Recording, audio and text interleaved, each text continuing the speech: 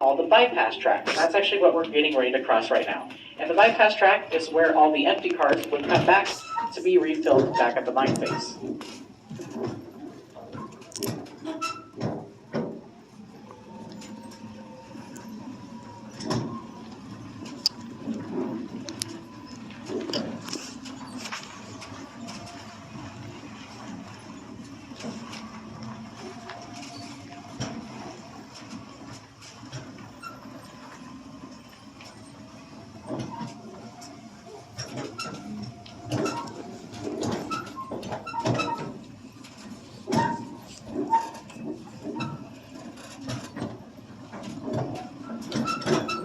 All right, as I drive past here, keep an eye out on the right-hand side of this corner here. If you look at this and then look to the left, you're going to notice that these corners do not line up. You're also going to see a lot of dark, muddy salt along with a lot of red salt or sylvite. There was so much of it in that wall, they decided to not even blast the wall at all. So they actually drilled it, but they decided not to put any dynamite to it because they knew if they blasted it, all of the salt that would be left behind would be too impure to be sold, so they would just leave it behind anyway. So they decided to not even waste the dynamite. They actually did do a little bit of blasting, as you can see back there, but unfortunately the quality did not improve as they went along, so they ended up wasting a lot of dynamite anyway. So I guarantee you the foreman at the time was probably not too happy about that result.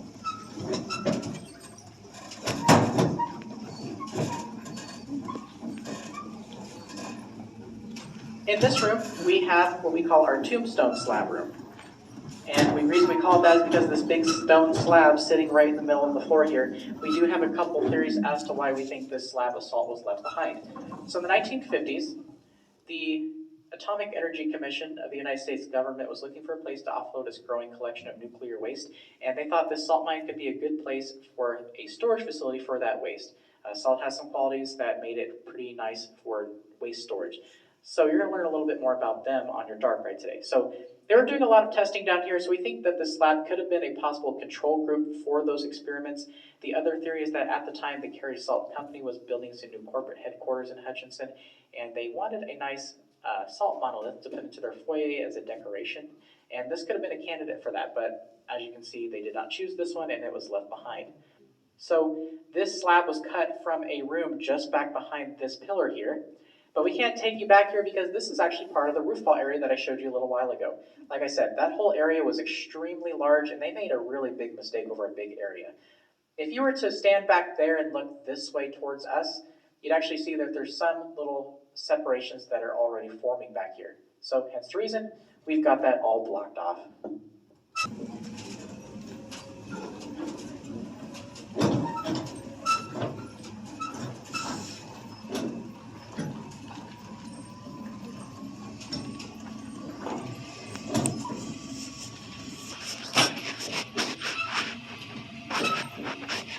So throughout the tour, we're actually going to be seeing a lot of what we call crystal pods. They're exactly as the name suggests. They're pods of pure crystal salt.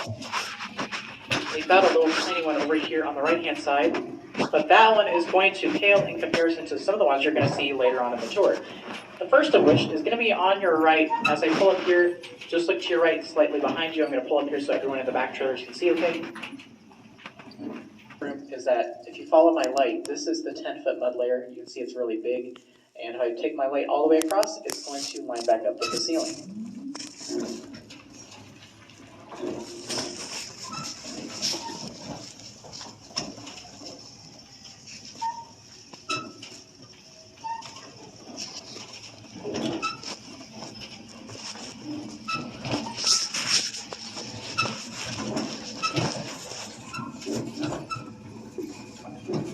Over here to your right is going to be a little interesting thing here. We've got a little mason jar sitting on the stack of boxes. So those mason jars were essentially like lunch boxes back then, because if the miners wanted a hot meal for lunch, they would actually put their food in those mason jars and strap them to the hot machinery and equipment over the course of the morning. When they were working, it would heat up the food, and it would be ready for them by lunchtime.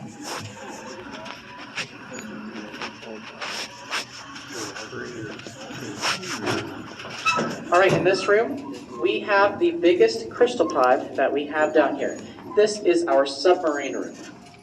I'm going to pull up here so make sure everyone in the back can see okay.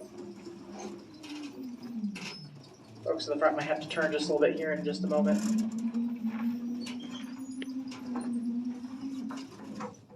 All right, so like I said, this is the biggest crystal pod we have down here. And we call it the submarine room because the miners kind of thought it looked like a submarine.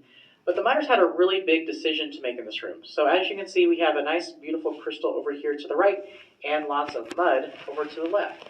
Normally, they would just leave this behind, but they were actually really concerned about leaving a possible pure crystal behind. So they spent 3 months deciding whether or not to stay or leave. To prove that it's 3 months, if you look in this corner up here, you're going to see 3 dates, March, April, and May of 1958. They were here for 3 months making this decision because moving the mine face was not an easy task, and it was permanent. They would never go backwards. They would never go back. So, moving the mine face involved ripping up all the rails and ties of the railbed system, moving machinery, the equipment, the workshop, a lot of things. It was a lot of work. So they didn't want to do anything wrong.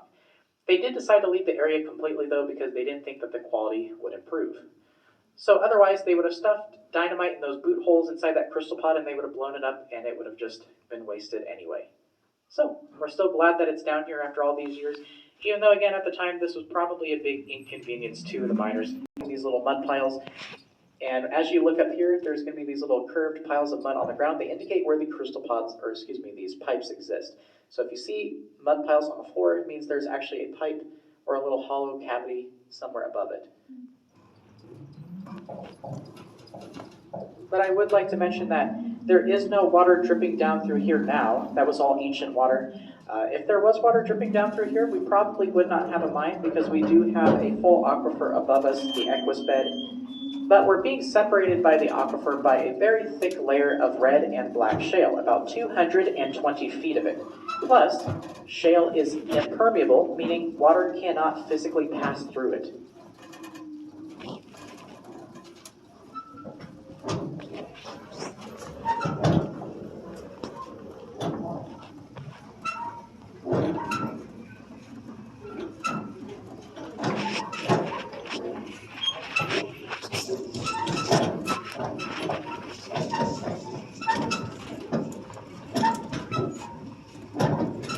So in the 1950s, like I said earlier, there was some purity standards that the miners had to adhere to if this was going to be used for agriculture, like the salt licks and the animal feed. So that meant every once in a while they would actually have to do some testing to figure out how pure the salt was in a given area. The average purity is about 95 to 96, but sometimes they had areas that were not quite up to that standard. So what they would do is they'd pick out a small area in the wall. They would have the driller come through and drill a bunch of holes into the wall, and they would have a gentleman with a little bag that would stand underneath of the drills, and he would catch all of the dust that would come out called the salt fines, or salt dust. They would send that bag of dust away to be analyzed in a lab, and they would find out what the purity level in that given area was. Over here,